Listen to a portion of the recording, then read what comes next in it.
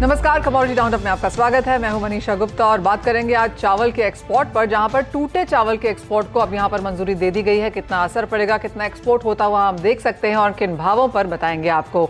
साथ ही बात करेंगे सोने की, जहां पर अब दायरा और भी छोटा होता हुआ नजर आया है। 1950 नीचे में नहीं तोड़ता और 1980 के ऊपर यहां पर भाव बनते हुए नजर नहीं आ रहे। कैसे करें ट्रेड, इस पर भी करेंगे चर्चा। साथ ही बात करेंगे बेस मेटल्स की, यहां पर बिकवाली जारी है और सभी मेटल्स इस वक्त अपने मल्टी मंथ लोज पे कारोबार कर रहे हैं। अगर आप इस साल के हाईज से देखें तो ज्यादातर मेटल्स 10 से 35% तक फिसल चुके हैं। यहां पर क्या हो स्ट्रैटेजी, बताएंगे आपको।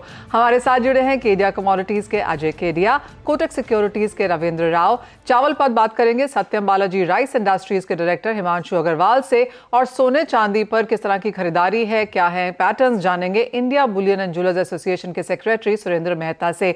लेकिन क्लियरली जो सरकार की तरफ से नोटिफिकेशन आया है वो कल रात को चावल के एक्सपोर्ट के ऊपर। गेहूं की हाल तो खराब है, लेकिन चावल यहां पर अब पर्याप्त मात्रा में है, प्रोक्योरमेंट भी है, बफर स्टॉक भी है, तो यहां पर एक्सपोर्ट ऑफ कोर्स खुलता हुआ नजर आया है। लेकिन वो भी एक पर्टिकुलर क्वांटिटी का, डीजीएफटी ने जो नोटिफिकेशन जारी किया है उसके लिहाज से ब्रोकन राइस फिलहाल यहां पर एक्सपोर्ट हो पाएगा। अजय, पहले आपसे जानना चाहेंगे क्या देखते हैं आप इसके मायने, और इंटरनेशनल मार्केट्स में तो प्राइसेस यहां पर नीचे ही हैं, ये कितना एक्सपोर्ट होता हुआ दिखता है आपको?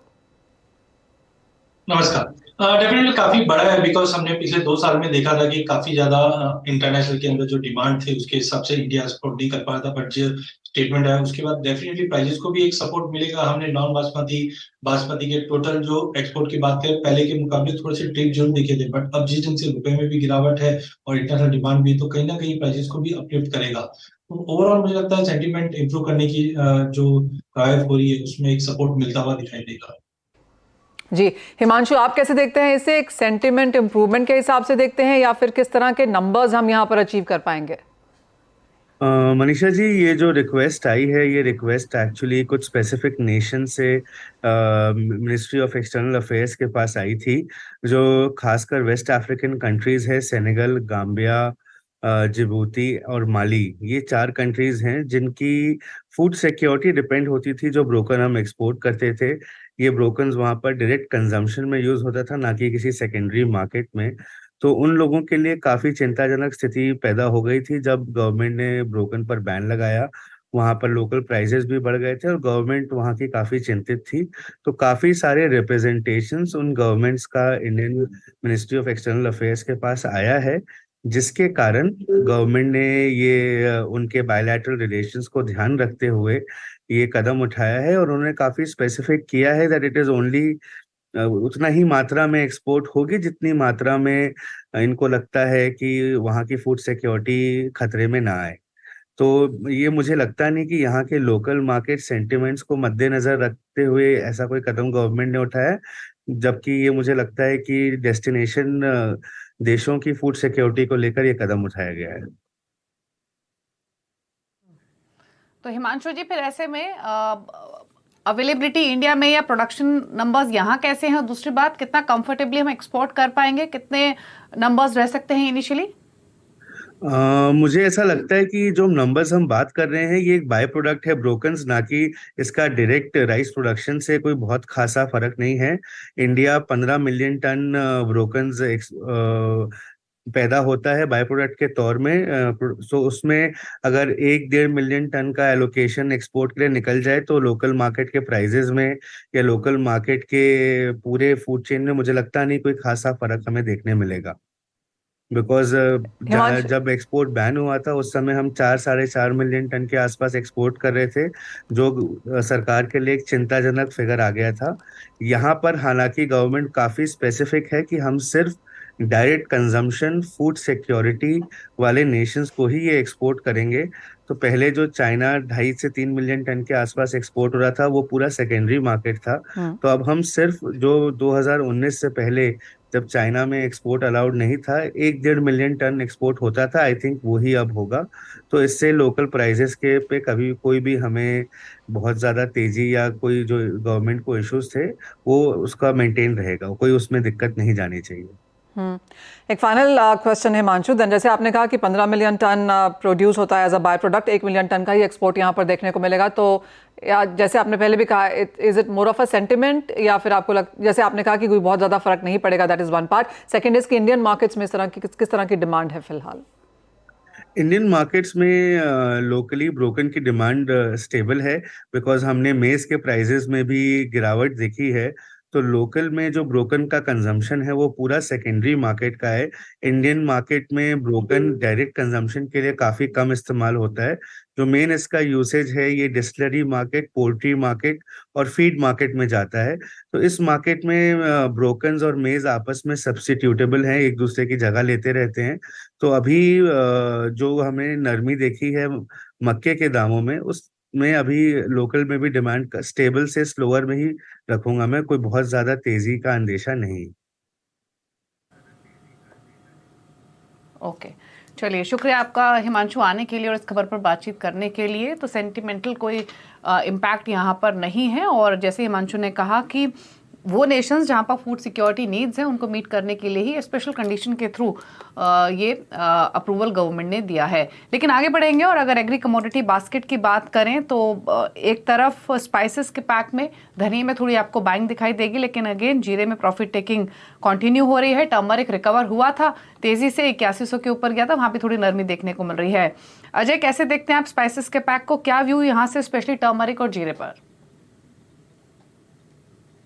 सबसे पहले टर्मिनल की बात करें तो जिस तरह से हमने पहले काफी प्राइजेस को एक लोअर लेवल पे होते हुए देखा, तो इस बार उम्मीद है कि स्विंग के एरिया कम हो सकते हैं, और यील्ड में भी रिसेंटली जो ड्रॉप था ये एक मुख्य कारण था, जहां पे हमने 6400 से भाव को 8700 का एक बड़ा जंप आते हुए देखा। बट कैरी ओवर स्टॉक अभी भी काफी अच्छा है, डिमांड में ऐसा कोई ज्यादा चेंजेस नहीं है। तो प्राइजेस ओवरऑल लग रहा है कि स्विंग का एरिया कम होगा और धीरे धीरे खपत बढ़ेगी तो प्राइजेस को सपोर्ट मिलेगा।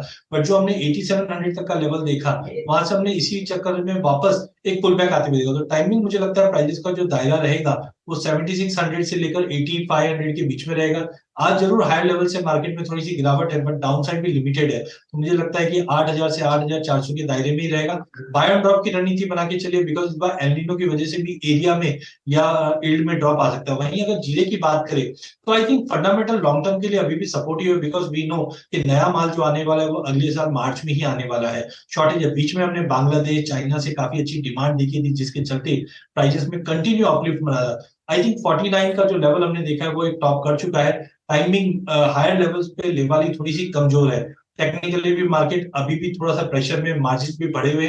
तो आई थिंक प्राइजेस जब तक 45,000 के ऊपर नहीं जाता है, प्राइजेस में प्रेशर रहेगा, जो 41,000 तक का लेवल दिखा सकता है। लास्ट में अगर धनिया की बात करें तो इस बार स्विंग का एरिया भी बढ़ा है, इंपोर्ट भी रिकॉर्ड स्तर पे थे, जिसकी वजह से प्राइजेस में कंटिन्यू फॉल बैक है। बट कहीं ना कहीं पिछले 2 महीने में हमने देखा है कि 63-6400 के आसपास एक कंसोलिडेशन दिखाई देने लग गया है। तो प्राइसेस में कोई एक्स्ट्राऑर्डिनरी यहाँ से बड़ा फॉल नहीं है, बट अपसाइड भी लिमिटेड है, बिकॉज जब जब भाव में तेजी आती, जैसे हमने पिछले हफ्ते में तेजी देखी 7000 पे, तो वहां पे तुरंत रूप से अराइवल प्रेशर बढ़ चुका था। तो मुझे लगता है धनिया कंसोलिडेट करेगा, जबकि जीरे में गिरावट रहेगी, और हल्दी में बाय ऑन ड्रॉप की रणनीति बना के ट्रेड करना चाहिए। राइट, तो वो ओवरऑल एग्रीकल्चर पैक है। लेकिन आगे बढ़ेंगे और बात अब यहाँ पर मेटल्स की कर लेते हैं, क्योंकि सबसे ज्यादा गिरावट इस सेक्टर में मई के महीने में देखने को मिली है। मुनाफा वसूली काफी सेक्टर्स में रही है, लेकिन जिस तरह की गिरावट यहाँ पर है, नए न्यू लोज, मल्टी मंथ लोज हमने यहाँ पर बनते हुए देखे हैं। अगर इस साल के हाईज की बात करें तो वहां से भी खासी गिरावट देखने को मिली है। कॉपर जैसे कि आप देख सकते हैं 800 के लेवल हमने इसी साल में बनते हुए देखे थे, 690 आपकी स्क्रीन पर यहाँ पर है। इसका चार्ट लेके आना चाहेंगे 1 मंथ 6 मंथ्स का, जो भी हम आपके लिए ला सकें, क्योंकि बहुत sharp direction, one side direction हमने यहां पर बनते हुए देखी है। अंतरराष्ट्रीय बाजारों की अगर बात करें तो 2023 के हाईज से कॉपर में 17% की गिरावट अब तक यहां पर दर्ज की जा चुकी है। एक महीने में करीबन 6.5% की गिरावट आपकी स्क्रीन पे, 3 महीने में करीबन 9%, और अपने हाई से जैसे मैंने कहा 17% की गिरावट कॉपर ने यहां पर दर्ज की है।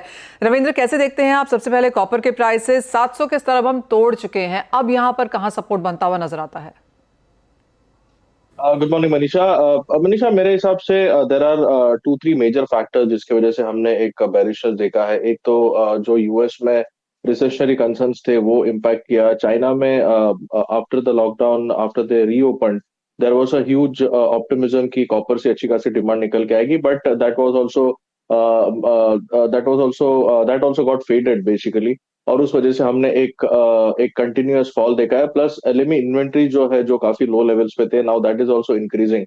तो इस वजह से बेस मेटल्स को कोई भी सपोर्ट नहीं मिल रहा है, चाइना से भी कोई कॉन्क्रीट पैकेज निकल के नहीं आ रहा है, और उस वजह से हम एक कंटिन्यूअस फॉल देख रहे हैं। लेकिन मेरे हिसाब से now it should take some kind of a support. Copper की अगर बात करें तो कॉपर में $7,700 का एलएमई पर एक सपोर्ट है, हो सकता है कि वहां पे एक छोटा सा सपोर्ट आए।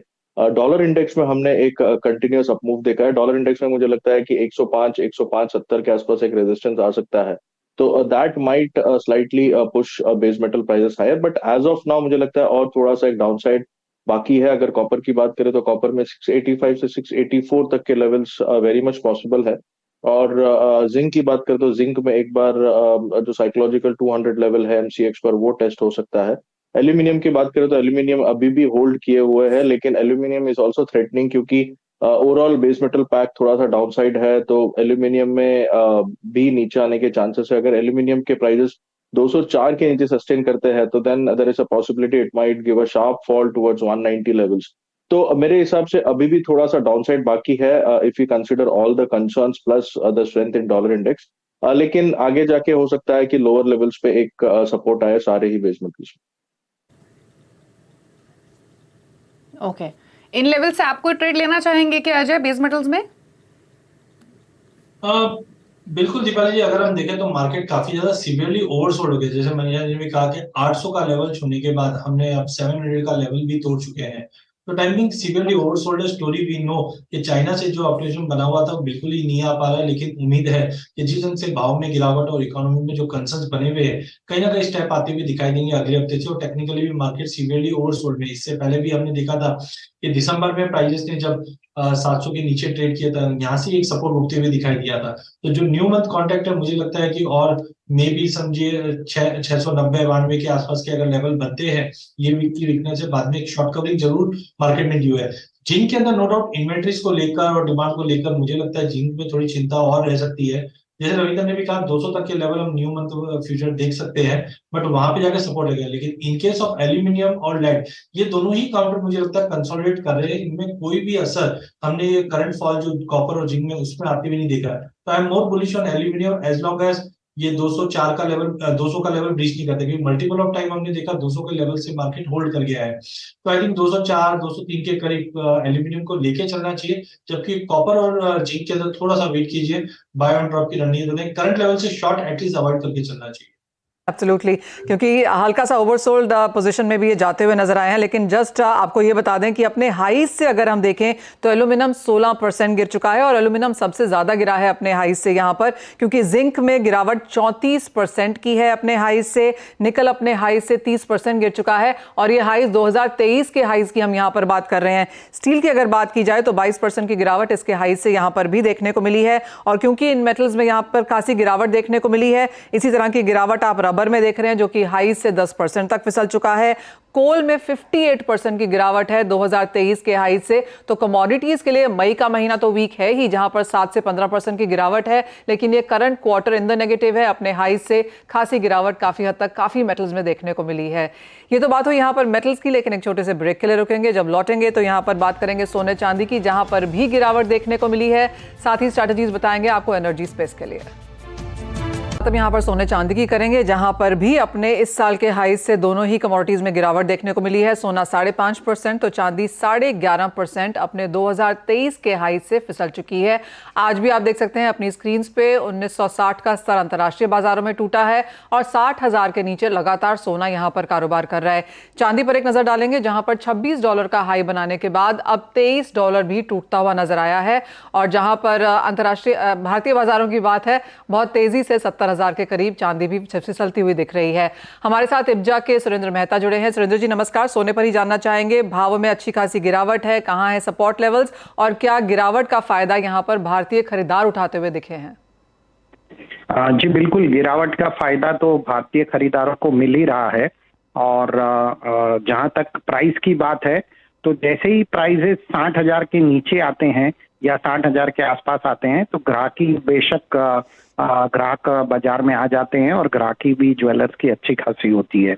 और क्योंकि आगे मैरिज के सीजन है, तो ये भी एक कारण है कि अभी ग्राहकी काफी धीरे धीरे इम्प्रूव होती जा रही है।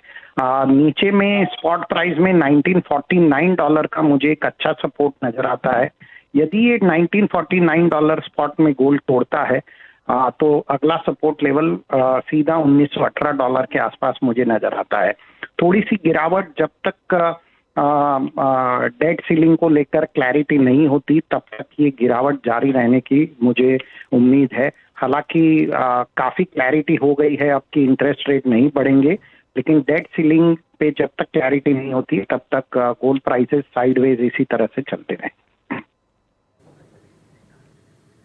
ओके अच्छा सुरेंद्र जी, आपने कहा कि प्राइसेस जब हल्के होते हैं तो डिमांड पर तो फर्क पड़ता ही है, तो आमतौर पे इंक्वायरीज तो बढ़ती हैं, लेकिन कहीं ना कहीं कंज्यूमर्स ये भी वेट करते हैं कि क्या भाव और नीचे आएंगे तब हम बाइंग करें। तो इंक्वायरीज कन्वर्ट होना शुरू हुई हैं क्या खरीदारी में, और क्या एक्सपेक्ट करना चाहिए फिर यहाँ से डिमांड को लेकर, कंसीडरिंग मैरिजेस भी हैं? बहुत ही अच्छा सवाल है दीपाल जी आपका। आप देखिए बेसिकली जो ग्राहक है उन्होंने 62,500 के आसपास के प्राइस देखे हैं। तो जब भी प्राइसेस एक बार ऊपर जाकर थोड़े से रिवर्स में नीचे आते हैं तो फिर ग्राहक धीरे धीरे मार्केट में आना शुरू हो जाते हैं।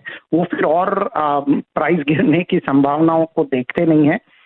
हमें जो ऑल ओवर इंडिया से खबरें मिल रही है काफी अच्छी ग्राहकी है। साउथ में तो बहुत ही बेहतरीन ग्राहकी है, धीरे धीरे वेस्टर्न जोन में भी ग्राहकी पिकअप हो रही है। ऑफ कोर्स नॉर्थ रीजन में और ईस्टर्न रीजन में थोड़ी सी ग्राहकी अभी भी मंदी है, लेकिन क्योंकि वेडिंग सीजन वहां पे थोड़ा सा लेट शुरू होता है तो मुझे लगता है वहां पर भी धीरे धीरे मार्केट इम्प्रूव होना शुरू हो जाएगा। ऑलराइट, तो प्राइसेस को लेकर व्यू ये है कि नीचे में 1920 तक के भी लेवल्स यहाँ पर देखने को मिल सकते हैं, जैसे सुरेंद्र जी ने बताया। रविंद्र, आपके चार्ट्स क्या कहते हैं, कहाँ हैं support levels? Manisha, I think 1974 was very crucial, और उसके नीचे जैसे हमने पिछले वीक में भी कहा था कि 1940 तक के levels possible, it is coming very close.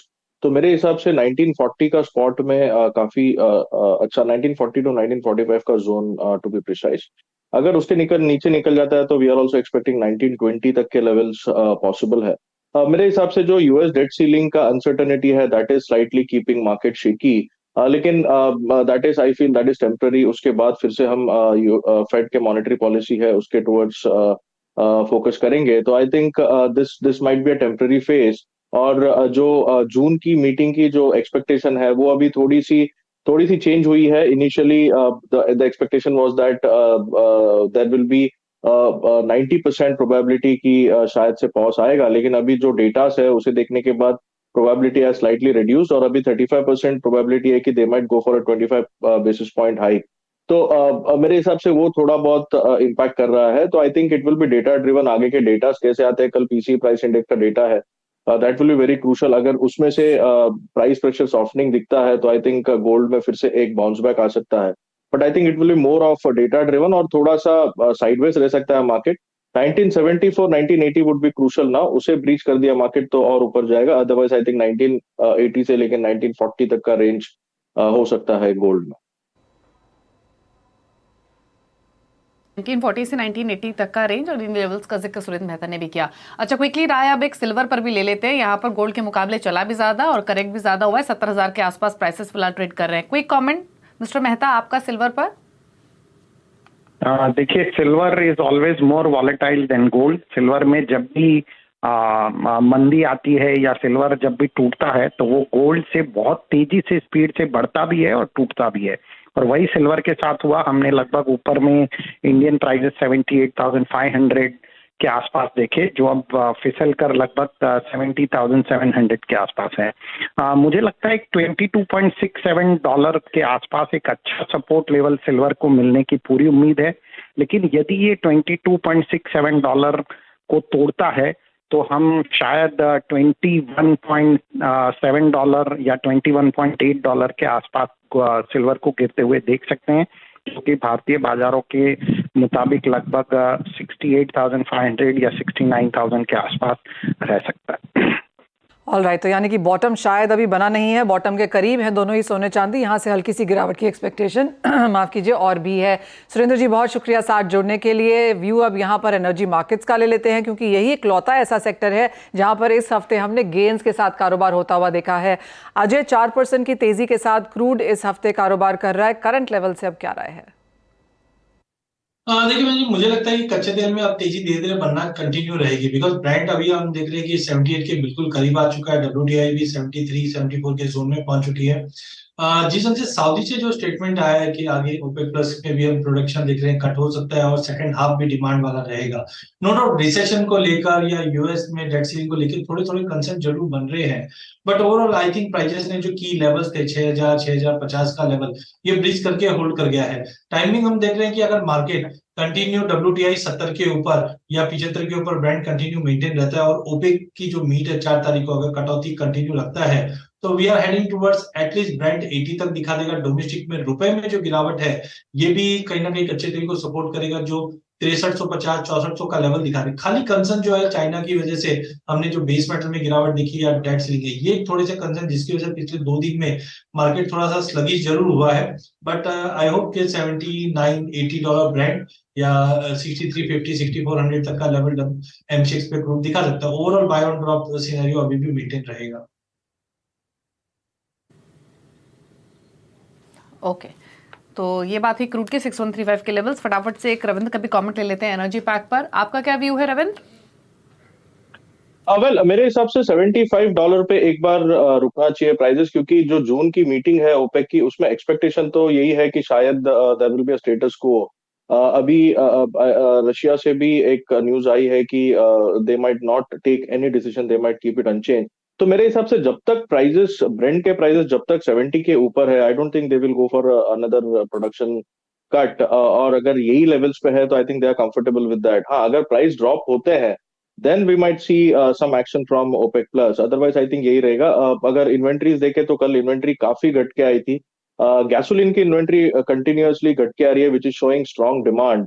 तो मेरे हिसाब से यूएस डेट सीलिंग का थोड़ा सा एक इम्पैक्ट है जिसकी वजह से प्राइसेस थोड़े से कैप हो रहे हैं। लेकिन 75 half dollar in WTI would be very very crucial. अगर उसके ऊपर निकल जाता है तो we might see prices going higher till $77। नहीं तो मुझे लगता है कि $75 would be the cap and on the downside $70 to $71 would be the floor.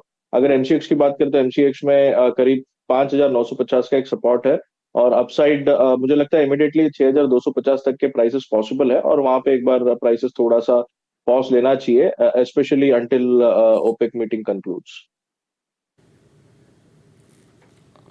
Okay, चलिए, तो ये राय रही कच्चे तेल पर। 6134 के मर्ज द लेवल्स 102% ऊपर, इंटरनेशनल मार्केट्स में भाव ऊपर।